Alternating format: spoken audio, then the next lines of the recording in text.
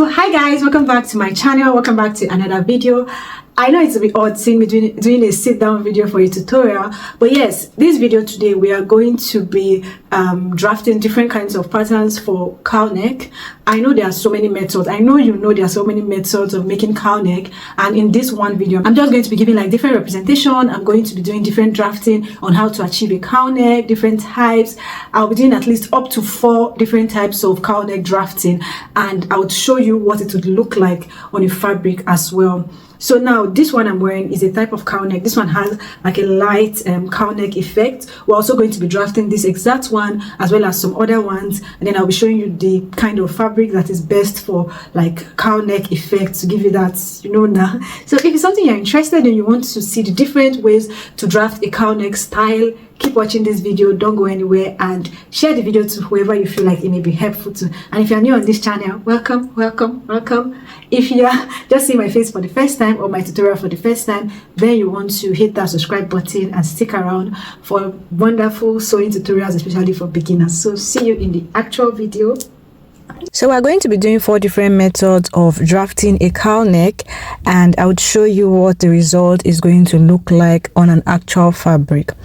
Let's start with the first one. So we're going to start with the one that is generally known, which is this one where you put your bodies on a fresh paper or on your fabric and place it in a diagonal shape. So you're going to calculate from your neck point whatever you have. Most of the time I just advise to go for 10 inches because whatever inches you extend it by is what it is going to drop by. I hope you understand. So if you're extending it from the neck point by 10 inches, just know that your cowl neck is going to drop to your bust area by 10 inches. If you're extending it by 8 inches, your cowl neck is going to drop by 8 inches, and so on and so forth. So the smaller you want it, the smaller you want to extend it, and while the bigger you want it, or rather the longer you want it, the longer you're going to extend it. So when you determine what length you want or what extension you want, what you want to do now is just tape it to your paper or pin it to your fabric, and then you want to draw a straight line from your neck point, just the way I'm doing,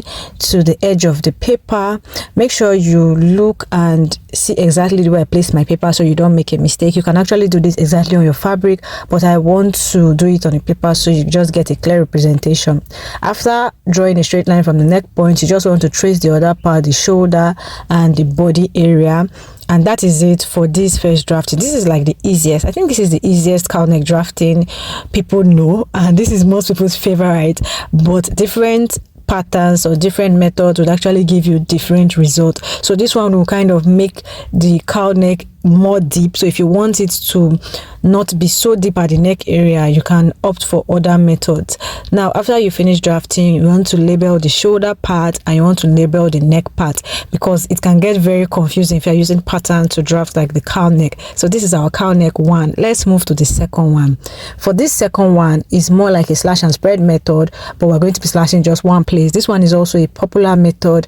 Some people like to go 1 inch above their chest line to slash, so the cowl neck is not very deep, but just on your chest line is enough to slash. So once you slash it, you open it up, you can tape it down to your paper or pin it down to your fabric. Then when you open it, just like the way we calculated for the first one, the number of inches you use to open this area where we slashed is going to be what is going to drop by. So but the difference between this one and the previous one is that that one is going to drop very well at the neck by the number of inch you take it in, but this one is going to drop on this area. You see this area you slash, that's where the drop is going to be very noticeable, so the neck is not going to drop so much. So what you want to do next is that from the neck point, after opening and determining how much you want to open it by, you're going to draw a straight line, and then you are going to draw the other lines accordingly, just the way I am doing it. And after you are done with drawing the lines, make sure you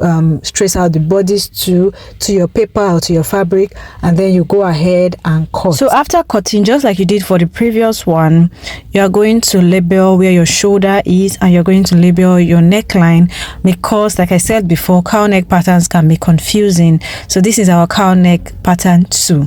Let's move to the third one. This third one is a bit more complicated. It's also slash and spread, but the slash and spread is going to be more. What you want to do is that at your shoulder point, you want to either divide it by 2 or divide it by 3, whichever one you want to use. I usually advise to divide it by 2 if you don't want like so much cowl neck effect, but we're dividing this one by 3, and then you also go to the armhole and divide it by 2. So I just want you to know that the more you do the division, the more you slash and spread, the more cowl neck effect you will get. Now from this our neck point, now you want to start doing 1 inches apart, because I just feel like 1 inch is just enough. You can do more if you want your cowl neck effect to be bigger. So you're going to connect this 1 inch marks you made to the ones on your shoulder, as well as the marks on your armhole area. Just the way I'm connecting, you connect each of them to form this, like, will I call it diagonal line? You're going to connect them to form this diagonal line. So you're connecting the 4 points on the left part, which is the shoulder part and armhole part, the 4 points on the center front. Once you are done with it, you want to go ahead to start slashing it. But when you're slashing, make sure you don't slash it open.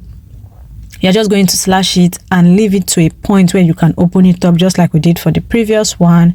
You slash the 4 points and put it on a fresh paper to arrange and cut. Now for the first one, for this first slash, you can do up to 7 inches, and then for the other ones you can do as small as 1 inch or 2 inches, because at the end of the day, when you spread it, you will still have to cut out of it because you want a straight line at the top. So just watch how I'm doing. I advise you use 1 inch. I used 2 inches here, so I had to cut out a lot. So once you leave about 7 inch in the first one or 6 inches, you can now leave 1 inch or 2 inches in the remaining ones. Depends on how many slashes you are doing. After this, what we want to do next now is trace out on the paper that we have under and cut. But when you are tracing out, you want to, just like the way we've been doing, you want to do a straight line from the shoulder point. Now you want to do a straight line from the shoulder point, because if you can also do a straight line from the neck point, but it is going to be very cowl. Like that method is for the one where you want the cowl to be very deep, up to almost your waist length or under your bust point. But now we're going to be connecting it from the shoulder point, straight line. Don't bother about the ones that are outside the line. We're just going to cut those ones off. Then you go ahead and cut. After cutting, just like you did for the previous ones, you want to remove the paper on top, then label where your shoulder is going to be, label your neck point, and label this pattern as your cowl neck 3.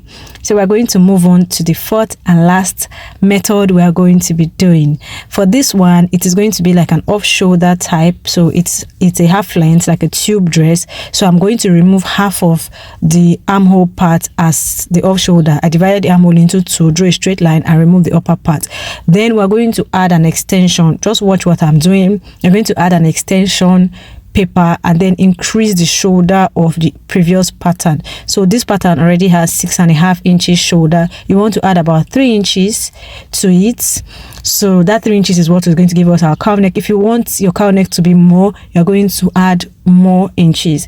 So after that, you want to draw a straight line to meet the shoulder, then curve it towards the armhole and just cut out. This one is also one of the easiest. It's just that it is not for like a full shoulder dress. It's for a dress where you want to like attach ropes and you know all those dresses, all those slip dresses. This is the style, this is the method you use to draft it. So we have our 4 different types of cowl neck patterns. I'm going to now demonstrate it into a fabric so you see what it looks like. The fabric to use for a cowl neck dress, I usually advise people to use like Duchess or silk fabrics. This one I'm using is a lycra fabric. This is what I had available. It's also good for cowl neck. It's just that it's going to fall. It will fall well, but you see satin fabrics and silk fabrics would give you this fine fall more than the lycra fabric, but we're going to be using lycra fabric to demonstrate it. So I'm cutting out the first cowl neck. I want to show you what it looks like. You want to notch the shoulder point, so when you are joining it to the back, you know where you are joining to. So this is what the first method of cowl neck looks like, the one where we cut cut diagonally. You can see that the cowl neck is a bit deep. Now this is the second pattern for the cowl neck that we cut. I'm leaving that point, I'm not cutting that part. I'm going to notch the shoulder, and then I'm going to show you what it looks like. So I cut a facing for this one together, but I couldn't show the clip because I missed up the clip. Now I'm going to show you for the third one. That's what the second one looks like. So for the third one, if you want to cut a facing when you are doing this and you don't want to cut your facing separately, you want to fold the fabric before you place your pattern on it. So fold whatever you want to use as your facing, place your pattern on it, pin down, and then go ahead and cut. So by the time you're finished cutting it, your facing is going to be inside. So you know your cowl neck wants to be neat, you don't want any joining in that area. So go ahead and cut. After cutting, this is what the third cowl neck pattern is going to look like. Just remove your paper from it and then arrange it, or you can sew it to the back of your piece. Now I'm just using front part to demonstrate how it's going to look like. You'll notice that because we did a slash and spread for this one around the neck area, it's not very deep and all the cowl is around the neck area. So if you are going for a neck area cowl neck look, you want to use this method. Now for the last one, which is the off shoulder own, just watch how I'm cutting a facing for it. You just want to fold that point. Since it's going to be a cowl neck, you're going to fold it so that the one you're folding in will act as your facing. You pin down and then you go ahead and cut it out. After cutting, remove your paper, and this is what this fourth cowl neck is going to look like. Like I said before, this particular one is not the regular cowl neck where you have your shoulder and join to a sleeve. This one is the one for like tube dresses where you just attach ropes to it and then make it maybe a tie, a back, or an open back, or whatever you want to do. But I get you. I hope you get what I mean. So I couldn't like sew a rope just to show you because of time, but I'm just going to put like rope so you see what I'm talking of. This is what the cowl is going to look like. Now this is the first one. I'm just showing you guys again so you can see the difference. This is the first one. If we're using like silk fabric, it would have been firmer. This is the second one. This is what the third one looks like. You can see that all of them, they're all cowl neck. It's just that they're giving different looks. Some of them are more in the neck area, while some of them are dropping to the bust area. This is what the third one looks like. And the fourth one we cut, this is what it looks like. The ropes are going to go on the two ends there. And yeah, this is it. If you found this video helpful, don't forget to give this video a big thumbs up, share it to others, and subscribe. If you have questions or video recommendations, you can drop it in the comment section and I will respond. See you in my next video. Until then, keep winning.